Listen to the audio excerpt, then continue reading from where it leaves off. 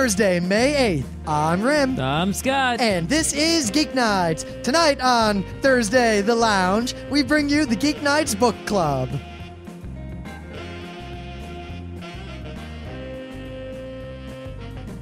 Let's do this.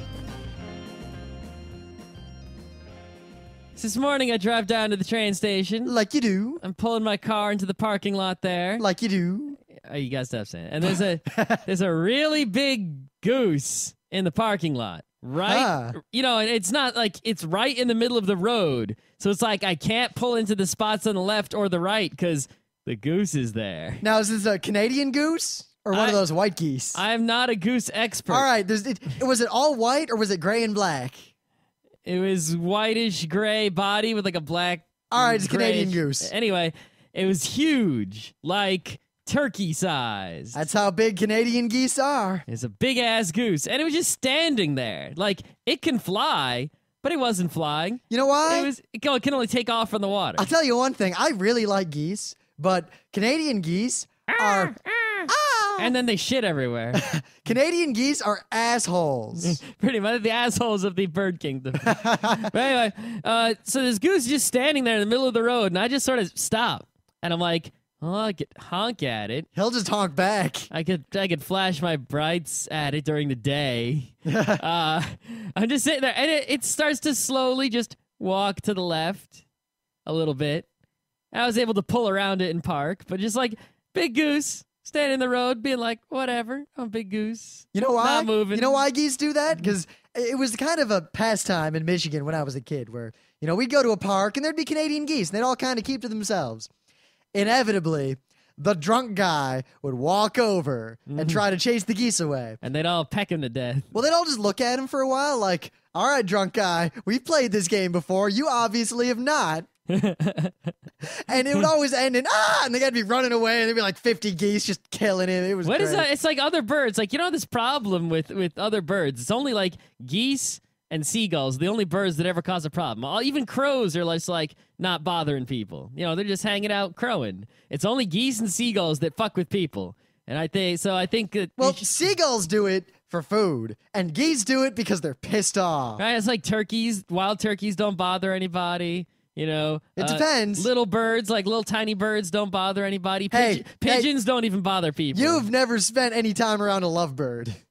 Pigeons. Our lovebirds. Sometimes I'd be sitting there, like working on the computer, and suddenly I'd just hear flap, flap, flap, flap, flap, flap, flap, flap, flap, flap, flap, flap, and then something would land on my shoulder and immediately bite the ever-living fuck out of my ear for no reason. Is it supposed to be in a little birdie cage? Oh, we let the birds free a lot in the house. Wouldn't it fly out the window? No. Okay. One, central air. Windows never opened in that house. All right. But yeah, we'd fly around. I mean, sometimes she'd be nice. She'd be sitting on my shoulder, just la-da-da-da-da-da, and then randomly, bite! Yeah, if I got a biting bird, it's going to stay in a little birdie cage. I don't know if she was just testing me. I don't know what her deal was. But yeah, it's like there's pigeons everywhere in the city, but they don't fuck with anybody. They just kind of go around eating food off the ground or eating food old people sitting on park benches. Geese don't really don't bother people unless you bother them first. If you just but they're walk like by, getting in the way, even if it's like you don't have pigeons in the parking lot getting in the way. They fly away when people come. Well, it depends on the goose. They're all courteous. It also depends if it's mating season. That goose was probably flush with whatever male goose hormones. Oh, it could have been a female goose. I have no idea. But the thing is, huge though. Some geese get a little big-headed, and you'll see them because they kind of just chill. And they'll, you see a group of geese, a gaggle, they're just doing their thing, and the drunk guy runs over and gets, beat to death. But there's the one goose who will walk over to the people and be like, yeah, I'm here. I'm a goose. What are you going to do about it? I'd be like, nothing, but if you come over and try to fuck with me, I'm going to kick you. The thing is, geese are a lot stronger than people realize. Oh, they're pretty strong. I mean, this goose was pretty huge. It could have caused some serious problems. It could have taken an eye or an ear, a finger. And I was my finger got bit by a duck once when I was a kid. And yeah, ducks. That was pretty unpleasant. But I'll tell you, we got to really watch out for the cranes. They can kick. Yeah, but cranes don't fuck with people. They're not like geese. They just... Yeah, but you know what my second favorite pastime was, aside from watching the drunks go after the geese? Fucking with cranes? Drunks going after cranes. Great. Were they the whooping variety? No, they weren't. Oh. I don't know a lot about cranes. I know The more thing about is- geese. The thing is, I'm sure there are other fucker birds around the world. Like, those birds just don't live here. Like, I'm sure if you fuck with like an ostrich, it'll fuck back.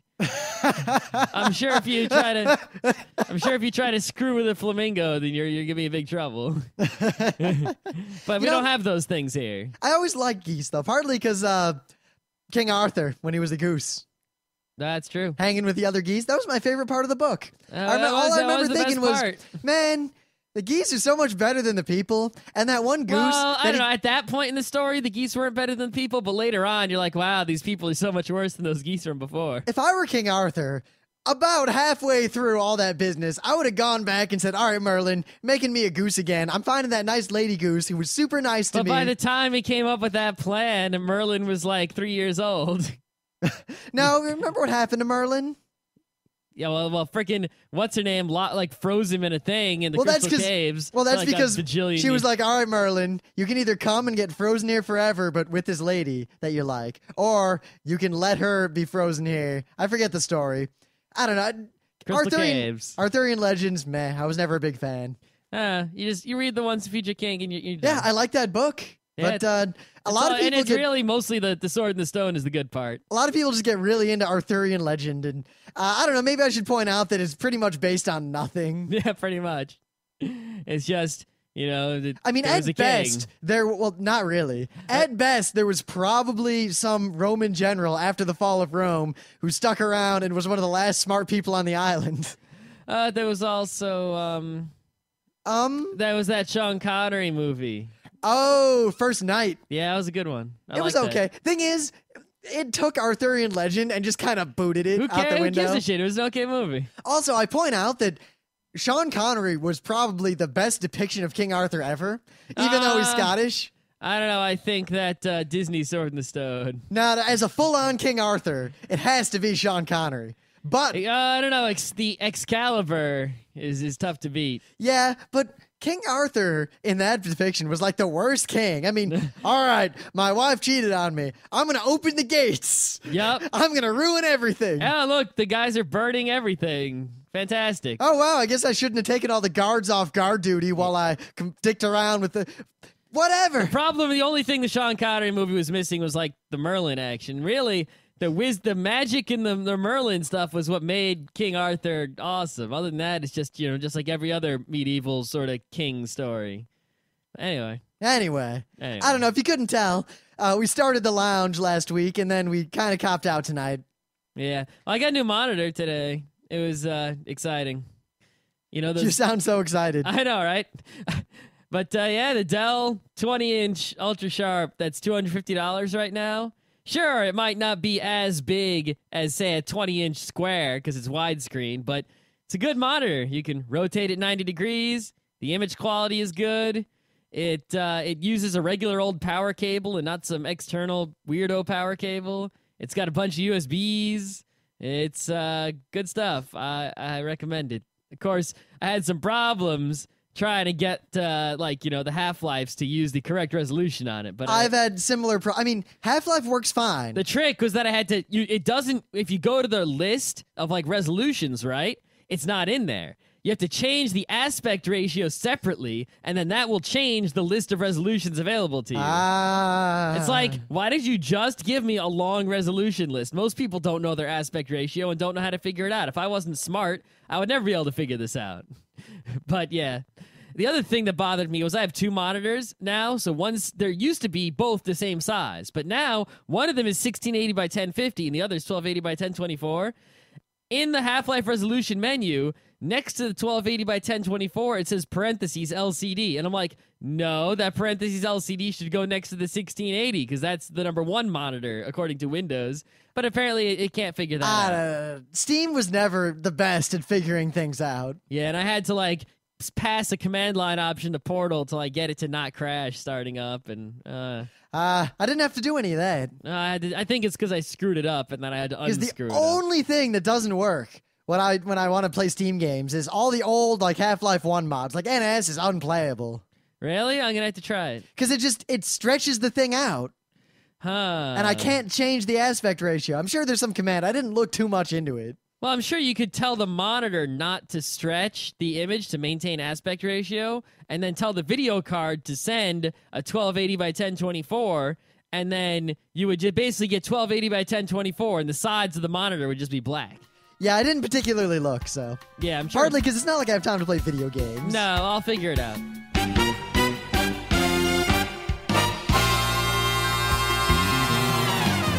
All right, that's going nowhere. I think it's just time for things of the day, and we'll get on with this. I think so, too. So what do you got for me?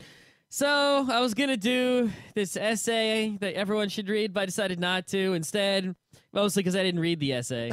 Good game. But actually, I was thinking of doing the essay despite not reading it because I have a plan. Notice how I've done two things of the day so far that I basically were, they were not knock it before I tried it, they were praise it before I tried it, things of the day, right? Basically saying, here's the thing I think is good, we'll see if it's good or not, I haven't looked at it yet, right?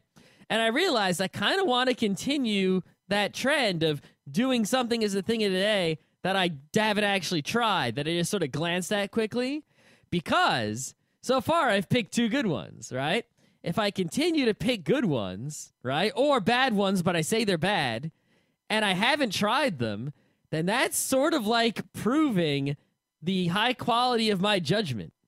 It's like if I consistently pick awesome things without actually looking at them very closely, and they all actually turn out to be awesome, then that shows that I am very good at judging what is good and what is bad based on very little information. So maybe if I keep doing that and I'm consistent, then it would be much more difficult for someone to come to me and say, don't knock it before you tried it, because I could say, hey, I didn't try any other shit and I was right about that. But anyway, my thing of the day is something I glanced at for about a minute, so I guess it doesn't really count towards my evidence pile. And based on the title alone, I mean, it's not really, telling you how awesome I am at judging, because anyone upon seeing the title could immediately know how awesome it is. Plus, the fact that it's on Boing Boing sort of, someone already awesome already judged it. So that's like, I'd sort of be ganking, I guess it may be the right word, or vamping off of someone else's judgment powers to, right? But basically what this is Soviet sci-fi illustrations. Hard to go wrong with that, people. Now, the one thing I want to say about these Soviet science fiction illustrations is not only are they awesome Soviet sci-fi illustrations, but they really bring across this message of being optimistic about science and the future. And for all the bad that was in the Soviet Union, and in fact, for all the bad that was the Cold War in general, one, and perhaps the best thing about the Cold War, if there was any good thing about it, was that in the US and the Soviet Union and most of the world, everyone was really optimistic about where science and technology were going, and they wanted to progress science and technology in a real bad way. And I think since the end of the Cold War, we've sort of lost that quite a bit, and we needed some more. I definitely think so, especially looking at all the anti-intellectualism stuff that's been happening. It's not pleasant for us science thinking types. Yes, not to say that the Soviet Union had the wonderful, open, scientific discourse. No. But all I'm saying is that the attitude of the people towards science was like, we want science. We want better science than everyone else. We want to move science forward. Well, we used to have space races. Yeah. Now we should have other kinds of races. We should have, tech races or something. I don't know. So, we got Van Risters. Take that. Going along with the whole Soviet thing, I really couldn't find anything I cared about. I mean, what? I'm going to go to Dig, and there's going to be nothing there. Did you find a Soviet thing? Maybe. So then I go to College Humor, but... Something Soviet there? If you're smart now, you've probably realized that if you want to see good stuff, or you want to see our things of the day, just go to College Humor. Well, anything there. Video ones, at least. Yeah. Because, there's a bunch of video sites now, but College Humor is the only one that seems to have, editorial people picking the videos, and they also all their original content that they make is also really good, and they seem to be really good at picking, or at least really in line with the tastes of Rim and Scott in their picking. Thus, I have for you not one, not two, but three things of the day. Oh, good God. Scott, I think you can see over my shoulder. No, I'm not looking. I've got my eyes closed. You should look at this. All right, let me look. Hold on. I saw something involving Soviet Ozymandias. Someone made a kind of Soviet cross between, well, the Soviet cross, a cross between Ozymandias and Soviet propaganda, and it's pretty quality. That's how it should be done, people. Take a lesson. But also, I found this fairly awesome old Soviet animation that is super anti-Hitler, which I guess is expected. Yeah, well, it should be. I mean, worst enemy. I mean, if you're thinking worst enemy of the Soviet Union, right? Probably Hitler. Probably Hitler. I mean, or maybe cold. I mean, they were more anti-Hitler in World War II than they were anti-U.S. in the Cold War. That's for sure. But this is, I mean, while the first thing's kind of funny, this is kind of, one, it's subtitled, which makes this extra interesting. Oh, sweet. I got to watch Because you always see the American, like, World War II, got to get the Nazis, like, cartoons and things. But here's kind of the other side of it. Well, I guess the third side of it. The Soviets, who were on our side, and their propaganda in the same direction. I mean, that's one thing that I learned like in middle school, that really surprised me because, it's sort of like I didn't really have a full grasp of history yet. So I knew sort of like Hitler bad and communism, Russia bad. There aren't many people who don't know Hitler bad. I know, right? But I didn't realize at my young age that they were actually like, I figured bad and bad, they're not too much hating each other. Really, though? I mean, we have Russia, the communism, right? Hitler, the fascism, and the U.S., the, representative democracy type. If you think communism hates representative democracy of capitalisms, they hate fascisms like 10,000 times more. So, in our changing of the Thursday action, right, one of the things we sort of decided to do is something that's really cliche, and just about all sorts of different shows do it. We're going to have the Geeknights Book Club. Oh, man. It's a book club for geeks. I mean, everyone has a freaking book club. I mean, what show does it? It's hard to find a show without a book club. Anime World Order does not have a book club. I guess they don't, but they probably should. But anyway, so we decided, hey, everyone else is doing a book club, right? Book clubs are actually kind of cool. And you know what? I think that our book club will actually be more valuable than a lot of the other book clubs out there because we're not going to pick the super popular books. We're sort of going to pick books that people don't know about. And, it'll sort of, because we've been sort of lacking on these spoilerific final thoughts kind of things. And if we do a book club properly, we'll sort of have these monthly final thoughts on the books. And it should be fun. And also, it'll sort of, if we just say, hey, people, buy this, right? Some of them buy it. But if we say, hey, people, buy this, and exactly 1 month from now, there's going to be a show on it where we're going to spoil the crap out of it, I think a lot more people will buy it. Yeah. Plus, I mean, the thing is, we're experimenting here. So we're going to see exactly how this all plays out. But I think the plan going forward is anytime we do the book club, we'll kind of review a book. And then that will be yours. All right, this is the book we're going to read this month. But we'll review it so you can tell right away if you think it's the kind of thing you're going to want to read or if you just don't care. Yeah, see, I think the plan is for other book clubs, right? They sort of just say, read this book. And then at the end of the month or whatever, they review the whole book like crazily. I think what we'll do is we'll review the next book. We'll probably start the... My headphones are fucking up. We'll probably start the episode, right, by doing the crazy final thoughts on, like, the current book club book. And maybe get some people on and have, like, discussion topics that are custom tailored. There's very much going to be a roundtable element to the final thoughts. Maybe we can Skype in some listeners who've read the book or some other front row crew people who've read the book. I can tell you one thing, though. The book we're starting with, which is kind of a cop-out, but with the reason why we're choosing this book. It's a necessary book to start with. Yes, I've brought it up several times, but... Don't even try to be Skyped in because already I think everyone in the front row crew is thinking, well, I'm certainly going to be Skyped in. Or be in person at least, if not. Only, I guess, 10 of you can be in our house for the Final Thoughts episode. I only have that many microphones. Well, if that boundary mic shows up, we'll be all right. Yeah, we'll see when that shows up. Yeah. Thank you, Amazon. Yeah.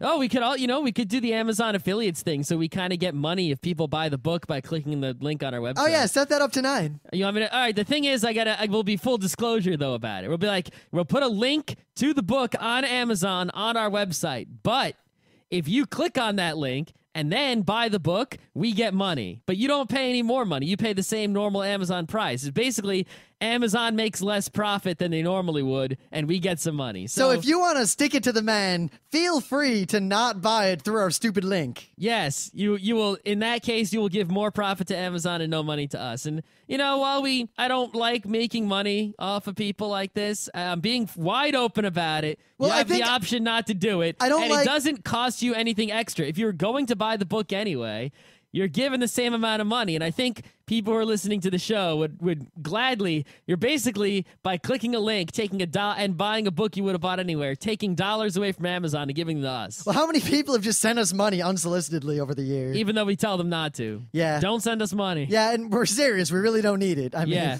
and only click on the affiliate Amazon book link if you want to. We won't be mad if you don't. Yeah, but don't worry. I mean, we said way back years ago, 480-something episodes ago, that there'll never be ads in Geeknights. You know what? Right. There'll never be ads in Geeknights. No, there won't. So tonight, we are going to introduce, for our inaugural book club in this kind of cop-out, tired Thursday night episode that we're totally almost bailing on here, The Prince of Nothing. Now wait, so 1 month from now, right? So I guess there's going to be 3 Thursday episodes, and then the 4th Thursday episode from now will be the book club episode where we fully spoil this action. June 5th, 2008.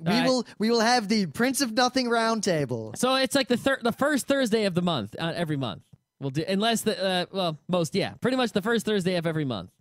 Now, the thing is, right, this is a 3-book series, and then there's more books coming out later that aren't out yet. But it's pretty much a trilogy that stands on its own, and the other books are going to be sort of separate-ish, but also in the same universe. I feel like we should do the whole trilogy. See, but I can read the whole trilogy in a month. I read the first book in like I started reading it, and then 2 days later I was done. Yeah, do you think that's too much to ask people to read 3 entire novels in a month?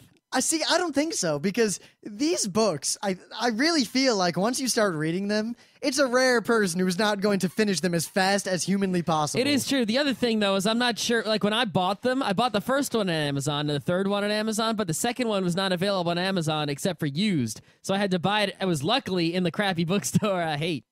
But the worst bookstore in the city had it. It's not that bad of a bookstore. No, it's not that bad. You know what? I think it's better than the the Borders near us. The Borders near us is all right. The Barnes & Noble near us. I'm sorry. Oh, the one with all the bullshit books? We have a Borders and a Barnes & Noble up here in Beacon. And well, they're both in Poughkeepsie. Well, the lower Dutchess County. They're not in Poughkeepsie, actually. They're far from Poughkeepsie. I thought the Barnes & Noble's in Poughkeepsie. Actually, no, it's in the town of Poughkeepsie, which is completely That's separate. Poughkeepsie. No, it's not. They're not even bordering on it. Anyway. They're completely separate. One's way south, one's much further north. All right. But the Borders isn't typical Borders. Barnes & Noble is full of randy crap. Like, that place must be run, managed by the most randy person you can imagine. Because other Barnes & Noble aren't like that. It's just that one. Yep. All right, anyway, so The Prince of Nothing. Rim's talked about it on the show before. I think we talked about it on it the show a lot before. That's why it's the perfect first for the book club. Yeah, Scott, in fact, actually made a somewhat clever joke about The Prince of Nothing during the Escaflowne episode. You might have caught it. You might have not. I don't think it's hard to miss. Nah. Well, who knows if people listen to that episode or not. So, The Prince of Nothing is basically, it's a series of fantasy novels. So we're talking, wizards, dragons, evil things that are kind of like orcs but not, Kniggets, paladins, crusades. See, I understand why you jocularly pronounced knights incorrectly, but why paladin and why... Paladin. You added letters. You can't add letters. The joke there is you got to take a word and pronounce all the letters, like Alfred Hitchcock's Psycho. I did pronounce all the letters. Paladin. There's no ing. There's no in the end. Quiet. You could say paladin. No, it's all right. Anyway. But the one thing we got to say is that while these are fantasy books, they are far from, I guess, stereotypical fantasy books. I mean, you expect a fantasy book. Go to the store. There's a million of them. Well, I mean, the thing is, it's weird. They all have like the dragon and the guy on the cover, and they have a lame title, and they're just like generic, stereotypical. All right, let's go. Well, here's the good guy. Here's the bad guy. Though a lot of those, right, are the kind of fantasy book where it's like a pulp, shallow fantasy. It's pretty much, I'm on an adventure. The evil wizard captured the maiden. I will go save him. The dragon's defending his castle. Slaying, slaying, slaying. Oh no, but I am fought back by magic. Aha, but I come back and I save the day. Hurrah. Of course, then there's the extra special.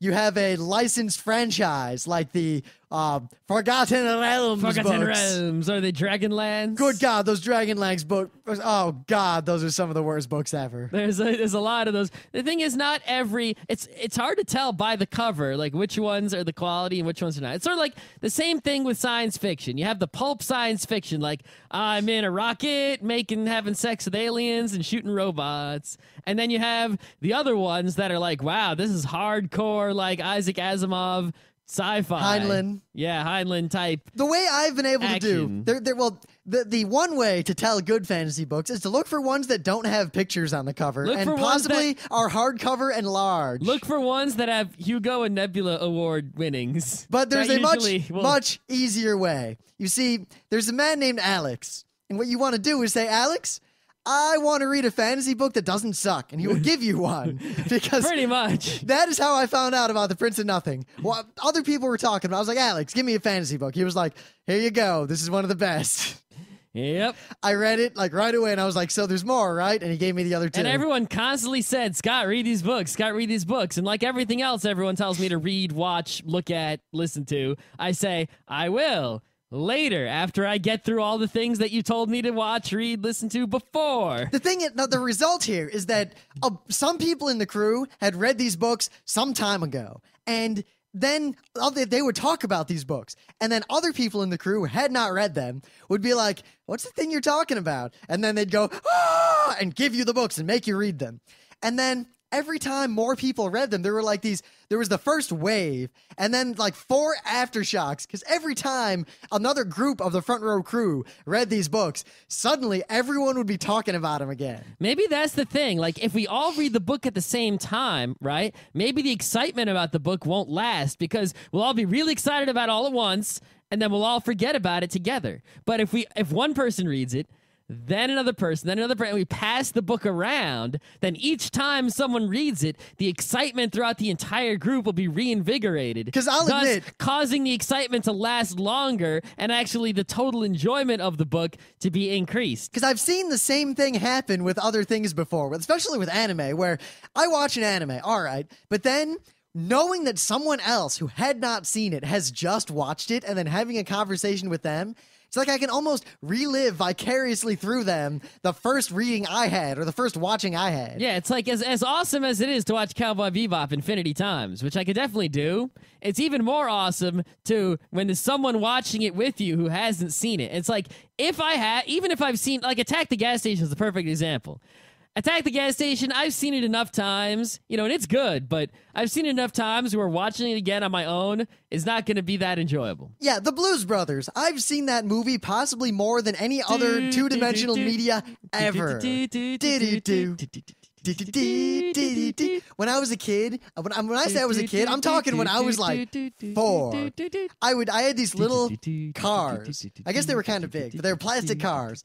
And I would watch the Blues Brothers. And every time there was a car scene, me and my little brother would run around the house with these cars, reenacting it and yelling and screaming and crashing them. And then we'd watch the next part. Oh, God, I love the Blues Brothers. It's a good one.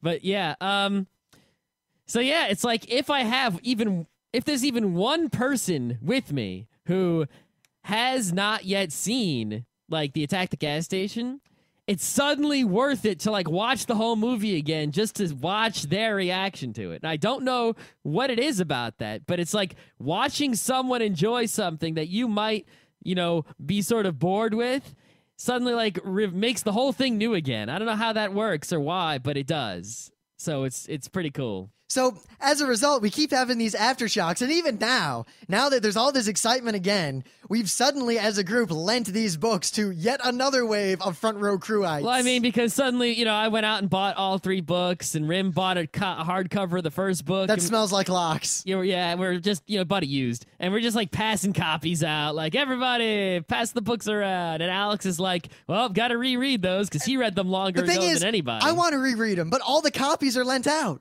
I got books 2 and 3. That's not lent out. Yeah. So what makes these books good? I mean, we got to convince you to read them, and you do want to read these books because I think I figured it out. I know how we're gonna do this. All right. When we do the round table, we'll make note ahead of time because I kind of forget exactly where each book begins and ends, but we'll kind of demarcate it, and we'll talk about just the first book. Then we'll do the spoiler line and bring up the second book. Then we'll do the spoiler line and bring up the third book. I'm really thinking we should just do book 1 for the thing. But we'll figure it out. I'll put links to all 3 of the books in our episode. I'll say this: you will not be risking much by buying all 3 instead of just the first one. And I think what we should do also is I really want to emphasize, because it's kind of scary.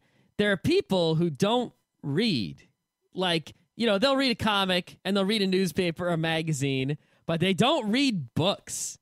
It's not always that they're stupid, even though I could say someone doesn't read stupid, but reading has sort of gone out of favor with a lot of people. Well, I think Mark Twain said it best. Those who can't read and those who don't read are the same. Yes. Everyone who listens to this podcast, right? You think this podcast, we're not geniuses. This isn't the highest brow. One of us isn't a genius. I think we both know which one. Right.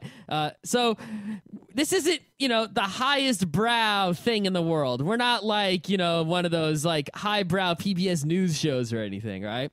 But we're higher brow than I think the average level of popular television entertainment. If you're listening to our relatively highbrow entertainment and you consider yourself like a respectable, highbrow, more intellectual than the average person, you got to be reading. I mean, if you're not reading, at least a fantasy book. I got a fantasy book. Come on. I remember when I was a little kid and I'd be encountered with people like that. And I just figured, yeah, kids are stupid. And then I got to, high school and college and I never ran into those people again. But there was one time. There was one time I was out for a walk with a bunch of friends. I was not there. Yeah, it was me and a girl I liked at the time and a guy who's really cool. I actually realized now I haven't talked to in a long time, and I kind of miss that guy. I chat him up once in a while. I haven't chatted him up in a while. I'm going to chat him up pretty soon because I got a coworker who's moving out to Boston, and he's out in Boston. Well, we all went off for a walk, and it was this nice time in Rochester, like in the early days. But there was also a lame guy there. Well, yeah, but we're walking and we're talking. And this was like this 4-hour-long epic walk. And we're talking about politics. And we're talking about the world and philosophy and everything. And one guy, who shall not be named, again, was walking along. Didn't I just name him? Yes, hence again. He was kind of quiet most of the time. And he's not a really quiet person, generally. He's not like, super friendly, but he's not like one of those really shy, quiet people. Yeah, and usually when the crew was together, like the epic crew, when we'd fill our tiny apartment with people, and it was so loud, and everyone's talking and yelling, it was crazy, and it was just a kind of small, more intimate group, and we're out walking, and we're talking, and he's really quiet. And finally we get talking about books. And we start talking about science fiction books. And we're going on and on and on. And then we get into the classics. And I think we'd got to the point where we were talking about the Iliad and whether or not it was actually worth reading. And then, out of the blue... It's a tough one. He kind of pipes up and says, I feel stupid. And we're like, oh, come on, enter the conversation. What's up? What books do you like to read?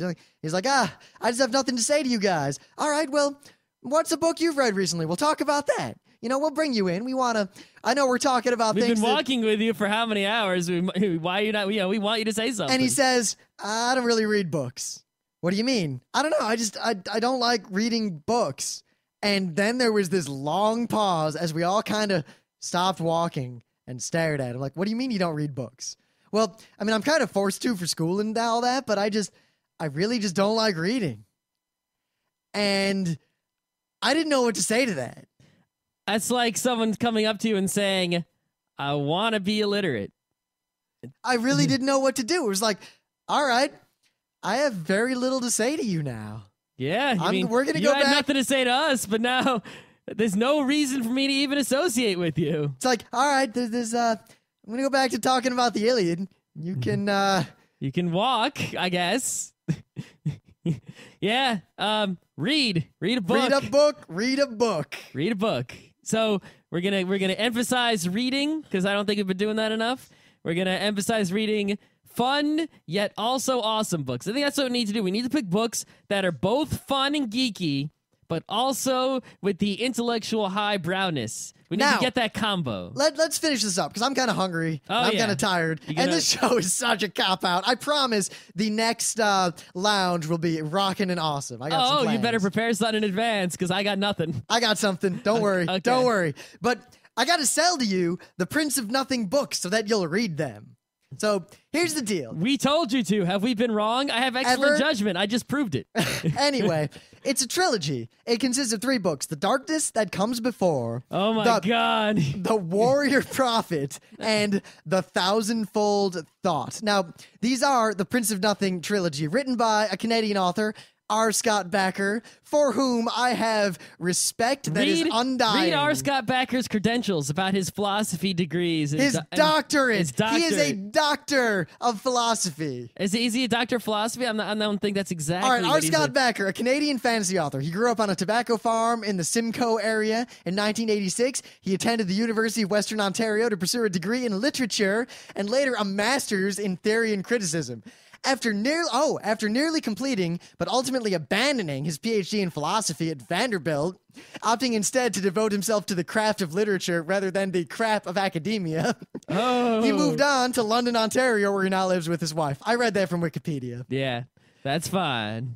Now, he has also completed a science fiction thriller entitled Neuropath. Why which don't we he get that? hopes to publish in 2008. Oh, that's why we don't get that. Now, here's what I want to say about The Prince of Nothing. Here's how I will sell this to you.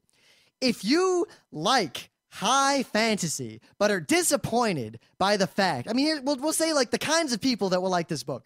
You like high fantasy. You are disappointed that most high fantasy is pulpy crap. It's like you want books with lots of wizards and crazy magic and wicked dragons and crazy knights stabbing each other. But you don't want them to be stupid. You don't want them to be shallow and lame of just, haha, I'm saving the day, I'm the hero. You want them to actually be intellectually deep and have meanings and messages and metaphors and analogies and all that good literary stuff.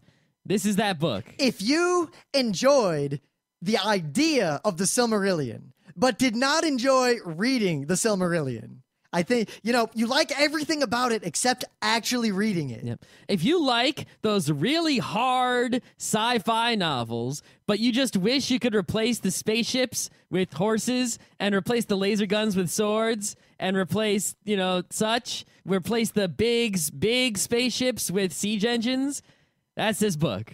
If you want a fantasy book that is gritty, realistic, like the level of grittiness, and this is not a happy fantasy world. This is not the Emily says this a lot, like, yeah, the Middle Ages are great if you don't think about the reality. Where do you think people pooped in the Middle Ages? How often do you think they showered? Yeah, this book really Knights were not clean people. This book really throws you. It doesn't, put that glossy shine on the Middle Ages. Yes, this is it's dirty and filthy and disgusting and unclean, and you're down in the dirt with the peasants, and even the big kings and princes are down in the dirt with the peasants, and it really, it's good stuff. I mean, if you want a fantasy book it is fantasy, there is magic, but it's realistic to the point. Realistic magic. It is. It's self-consistent with It is self-consistent, and the worldview presented and the world you were immersed in is very realistic, even with the magic. You'd be surprised.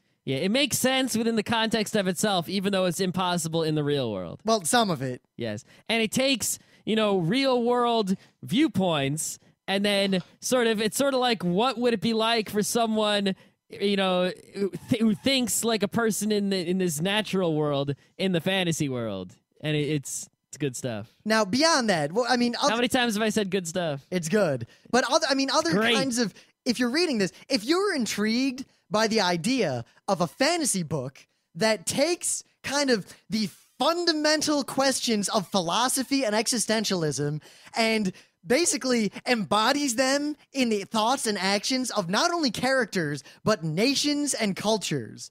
And basically create situations where these ideologies will, in the real world, come into immediate conflict with each other just to see which ones win and why.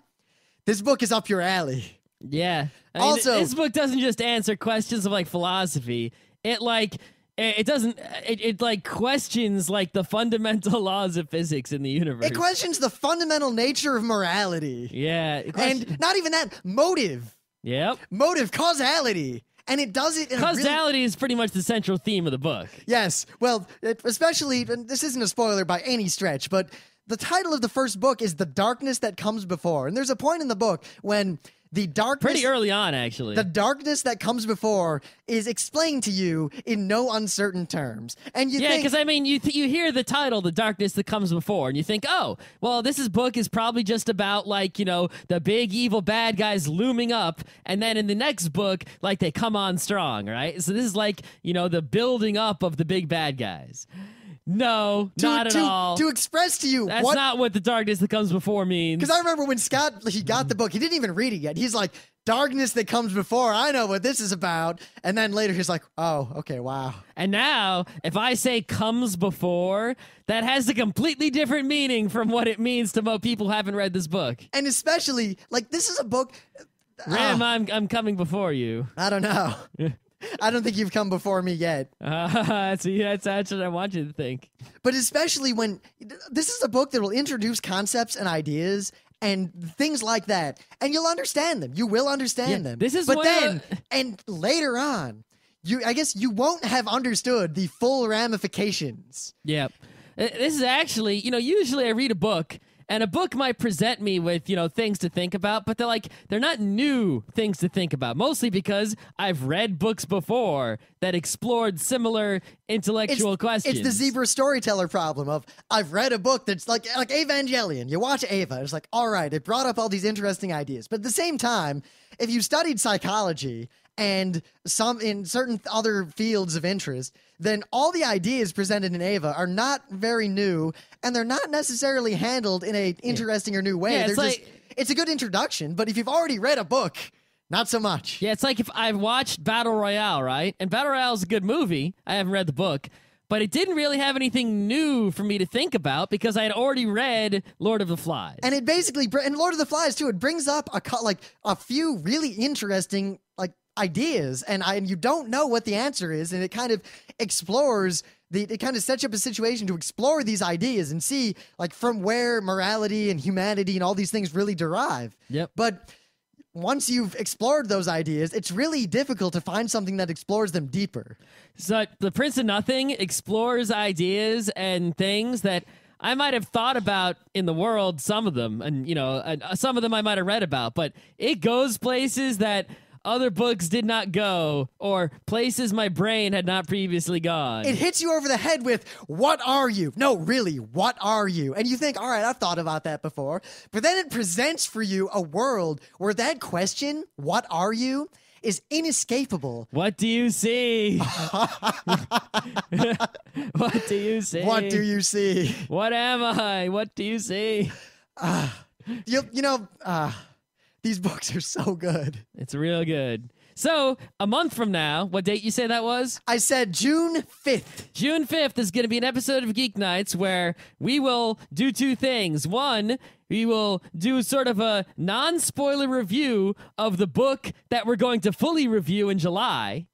And we're going to do a group sort of book club, maybe with Skype, maybe in person, maybe a combo of the two, about The Prince of Nothing, at least the first book. Read all three if you can. Yes, because in the very least, I don't know if we're going to do three separate shows, though. Nah, I feel like they'd almost be warranted. See, I don't think, I really actually, and when we do the Final Thoughts book club on it a month from now, really, there's not going to be much plot talking. It's mostly going to be talking about, like, you know, the themes and the characters mostly. Yeah, I really think, if nothing else, we're probably going to talk a lot about, because the reason I said, you know, we should break it up into three different, like, spoiler lines is that we can bring up concepts and questions and scenes that mean something, but they mean something completely different after you pass the spoiler line of the next book. Yep. Because new context, like you see a scene or a flashback and you think, oh, the Great War of Ancient Past. And then after the second book, you think, oh, the Great War of Ancient Past. And then the third book, you think, Heron Spear. Ah, the Heron Spear. Najika. Heron Spear. Najika. Mogfaro. It's Mogfarao. Desert Punk. Desert. God. Let's stop. All right, so at the very least, before we end... all the podcasts learned to stop stealing Dave and Joel's jokes until now. That's actually a really good joke, Dave and Joel. Dave, that is like the best... I actually think that's really funny when you do that, so keep doing it. I don't think you understand how often we do that now. It's the kind of... You know when there's an inside joke that's so inside that it loses its contextuality to where, unrelated to the current conversation, someone will just suddenly say, Najika... Yeah. Desert Punk. Prince Dave of and Joel. Nothing. So, Prince of Nothing. Read it. Read the book. If that didn't sell you on it, here is the kind of plot synopsis of how these books begin and an idea of where they're going. You can do a plot synopsis. Uh-oh, watch out. So you gotta do the shallow plot synopsis here. In the ancient time, but think about this. 2,000 years ago. Think about this. In the way I'm describing this, you might not get the writing style, which, by the way, these books are written amazingly. Like the diction and the prose. What was the line? He entered the circle described by his sword. No, I don't think that was it. That was a good one, but there are much better ones than that. Our Scott Bakker's way smarter than either of us, that's for sure. His writing is wonderful. But you should make a blog. If you haven't read other high fantasy, think in terms of Tolkien, in terms of like taking these ideas, but they are presented properly. They are not done in a cheesy way or a pulpy way. But basically, we are presented with this kind of prologue of there is an ancient war, and we're presented in real time, like long time ago, ancient times. 2,000 years ago, exactly. The no god rose. There was a plague upon the world. The horrible war between existence and non-existence. That's pretty much the end of the world, like this horrible war that like ruined all of civilization. The end of the world happened. The high times, the ancient high fantasy world is destroyed by this entity. And when we talk about an entity, I mean, this is an entity where it was born unto the world, and every living being in the womb of every mother was stillborn in that instance. And for as long as the evil thing existed. And no children were born.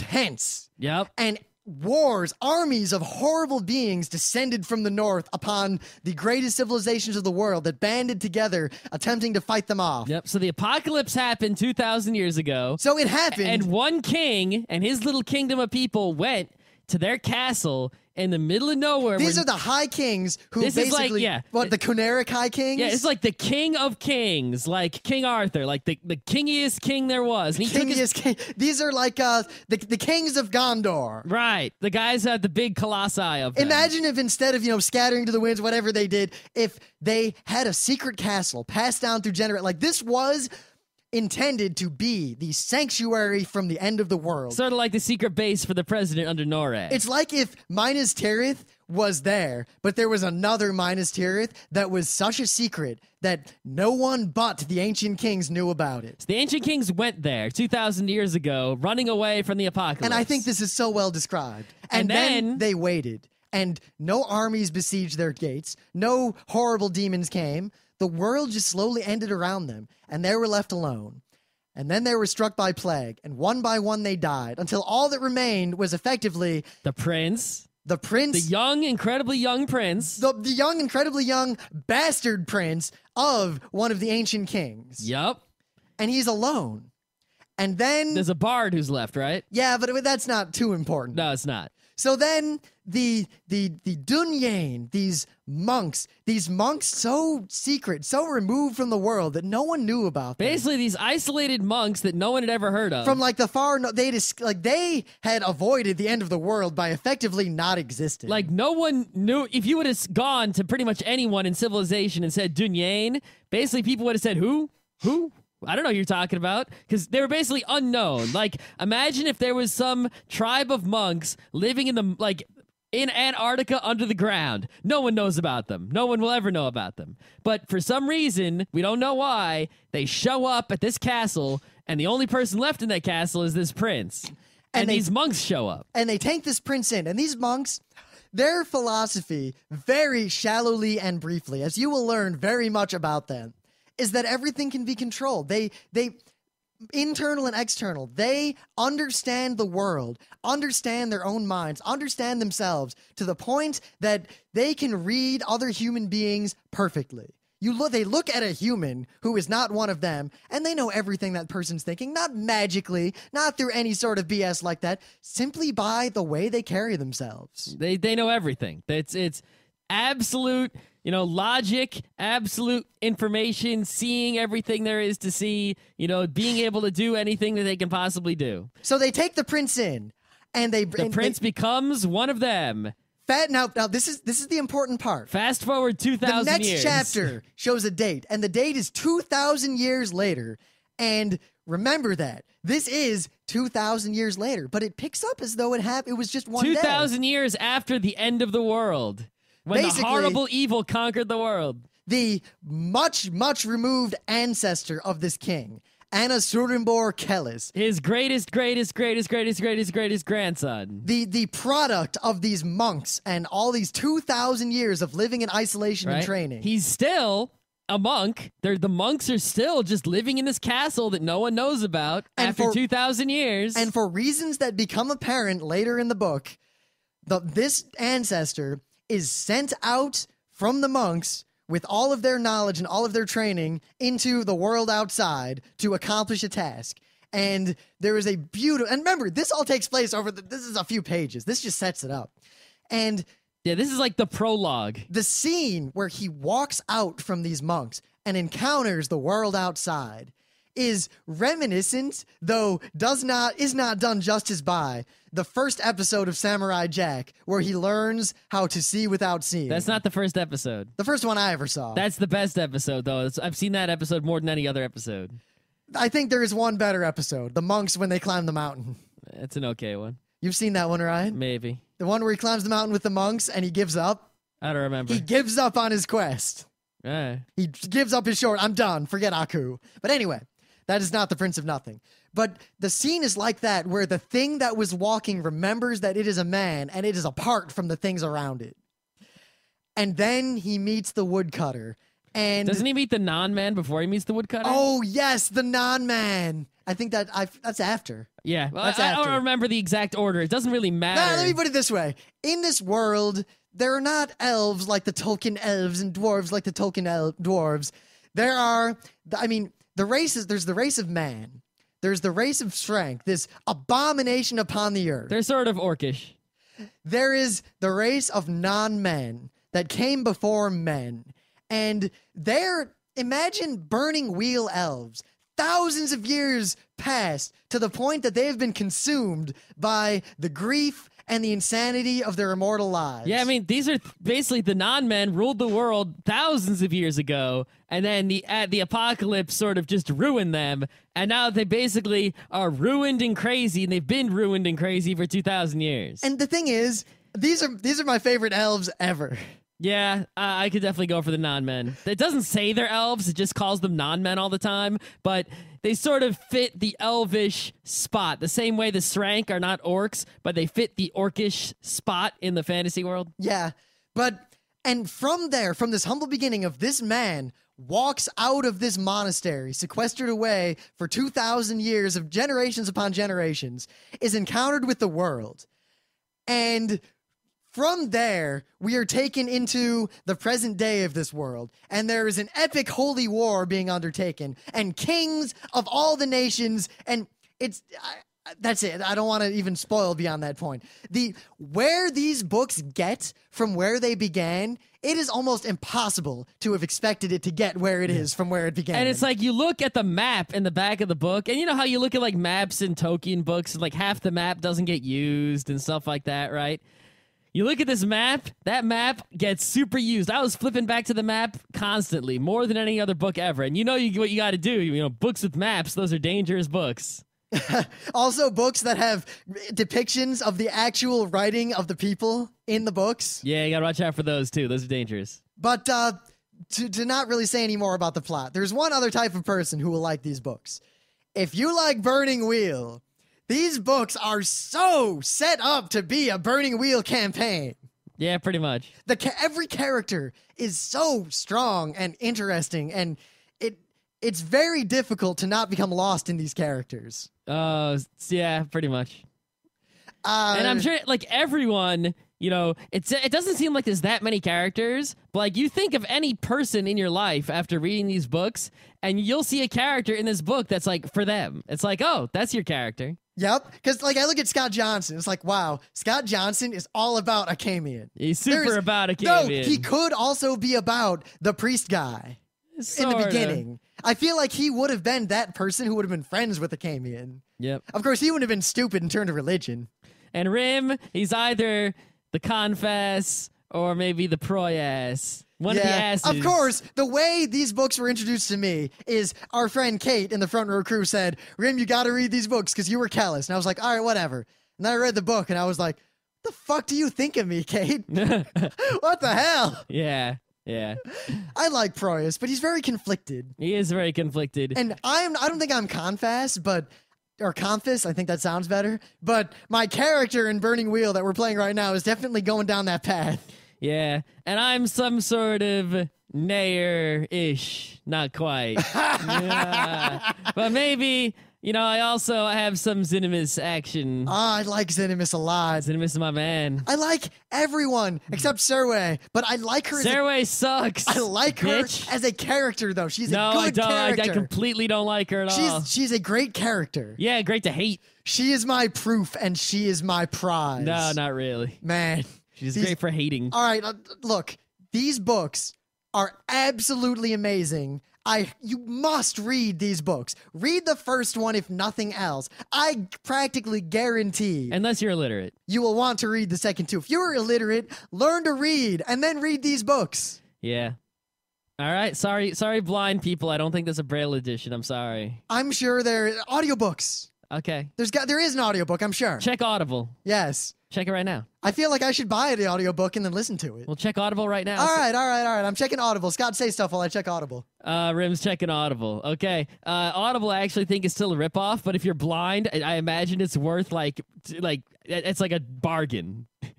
Yeah, I'm not a big fan of. I wonder who does the audiobooks. Does it say like who does them? I think there's a different like actor for each one. If they had, you know, what'd be cool is if you actually did different actors for all the characters and did like a full audio drama of the whole thing.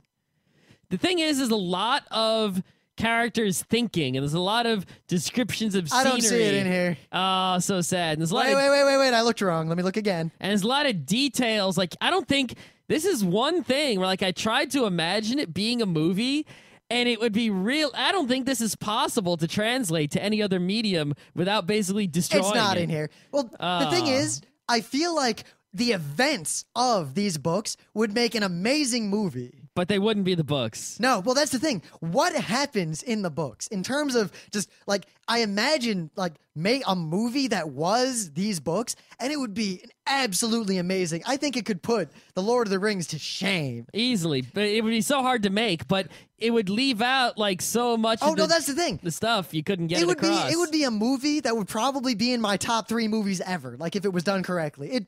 What happens is so cinematic, but at the same time, there is so much that could not be portrayed on the screen. I feel like they should make the movies anyway, but only if.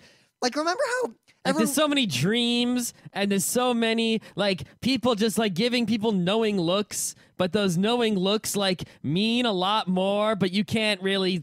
Also, what is going on in people's head? Like, there's a scene where... This is one of my favorite scenes in the first book, but I don't want to spoil it, but there's a scene where... Confess, the nephew of the emperor of what is effectively the Byzantine Empire, it comes back from a campaign that he has been successful in. He comes back to his nation, and he is kneeling before his uncle, the emperor, and there's a big procession, and him and his uncle are talking before the crowd and talking quietly to each other. So they're already these two conversations going on simultaneously. The public conversation of the triumphant general returning and the emperor who is greeting him.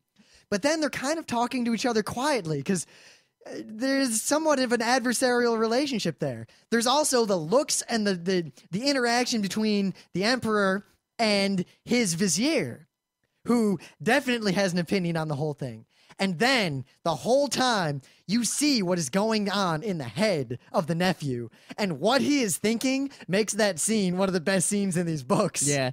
Well, another great thing about the book is that it's told from, like, it's a first-person book, but who that first person is changes. So, like, it'll be telling the book from the perspective as if, a Camion was the main character, and you're seeing everything through his eyes. Every chapter is like that. So it's the not chapters every are chapter. And then there'll be a little horizontal line. Oh, yeah. And then it'll say, okay, now everything is from the barbarian's eyes. Now, the great thing here is that basically what you were presented with is that every narrator is an unreliable narrator. But at the same time, you have many, many narrators. So, like, in the course of, like, there are these scenes where everyone is sitting around like, there's this group of people who sit around a campfire marching along with the Holy War. And you keep seeing this campfire and the people around it from all these different perspectives. And every one of them casts it in a completely different light. Yep. And the book will trick you, too. Because there's a couple times where I'm like, yeah. Wait a minute. God damn it, he tricked me. I knew he's tricking me, and he tricked me anyway. Are we going long here? I think we're done.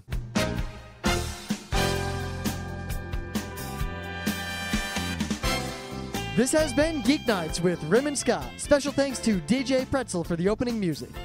Be sure to visit our website at www.frontrowcrew.com, where you'll find show notes, links, our awesome forum, a link to our Frapper map, and links to all the RSS feeds. We say feeds plural because Geeknights airs 4 nights a week, covering 4 different brands of geekery. Mondays are science and technology. Tuesdays, we have video games, board games, and RPGs. Wednesdays are anime, manga, comic nights. And Thursdays are the catch-alls for various rants and tomfoolery. You can send us feedback by email to geeknights@frontrowcrew.com. Or you can send audio feedback via Odeo. Just click the link that says Send Me an Audio on the right side of our website. If you like what you hear, you can catch the last 100 episodes in iTunes or in your favorite podcatcher. For the complete archives, visit the website, which has everything. Geeknights is distributed under a Creative Commons Attribution Non-Commercial Share-alike 2.5 license. This means you can do whatever you want with it as long as you give us credit, don't make money, and share it in kind. Geeknights is recorded live with no studio and no audience. But unlike those other late shows, it's actually recorded at night.